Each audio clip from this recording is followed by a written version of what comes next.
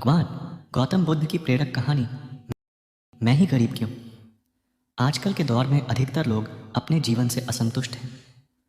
उन्हें लगता है कि मैं ही गरीब क्यों, मैं ही दूसरों से कमज़ोर क्यों हूँ।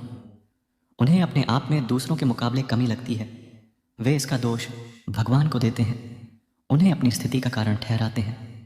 इस कहानी में आपको इस प्रश्न का संपूर्ण उत्तर मिल जाएगा और आप अपने जीवन से संतुष्ट भी महसूस करेंगे।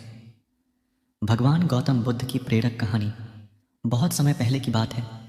एक गांव में धर्म उपदेश देने के लिए लगे हुए शिविर में भगवान गौतम बुद्ध पहुंचे।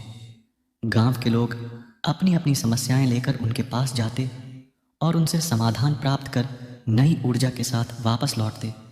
गांव के बाहर एक गरीब राह में बैठा बुद्ध के पास आते जाते लोगों को निहारता रहता। उसने क्या देखा? दुखी चेहरा लिए भारी कदमों से लोग भगवान गौतम बुद्ध के शिविर में जाते और नई ऊर्जा के साथ चेहरे पर खुशी व आनंद लिए वापस लौटते। गरीब ने सोचा, क्यों ना मैं भी भगवान के पास अपनी समस्या लेकर जाऊं। यह सोचकर हिम्मत करके वह भी शिविर की ओर चल देता है। शिविर में एक एक कर क्रमबद्ध तरीके से व्यक्ति को प्रवेश मिलता है, इसलिए वह भी अपनी बारी की प्रतीक्षा करने लगा। जो कुछ उसने रास्ते में देखा अब यहाँ उसे साक्षात देखने को मिल रहा है।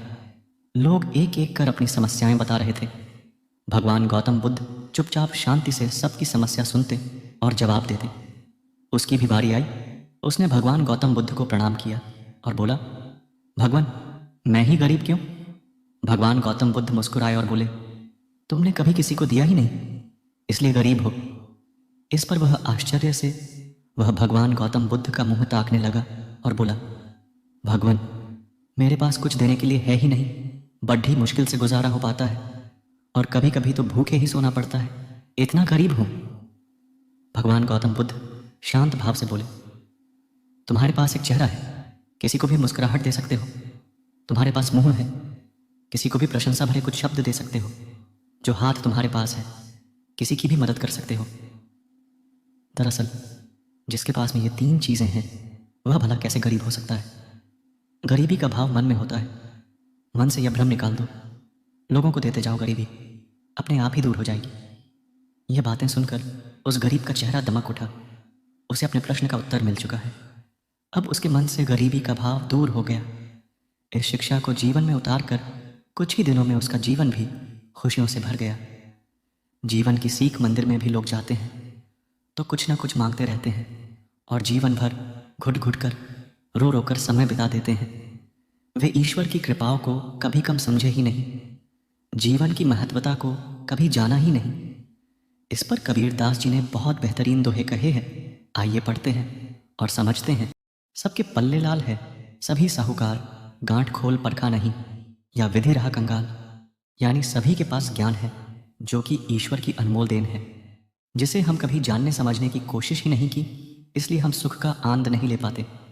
मित्रों, मनुष्य जीवन एक अनमोल अवसर है और विधाता की असीम कृपा का तोहफा है। हमारा सर्वप्रथम यह कर्तव्य होता है कि हम उस परम परमेश्वर की इनायतों को समझें, ईश्वर की कृपा को जानने की कोशिश करें।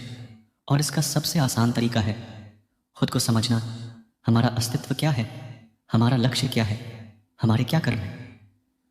उपरोक्त सभी बातों को पढ़कर आज हम यह पूर्णतः समझ चुके हैं कि हमारे पास ईश्वर की दी हुई वो अनमोल तोहफे हैं जिनसे आज मानव नई नई उपलब्धियों को पा रहा है, असीम ऊंचाइयों को छू रहा है।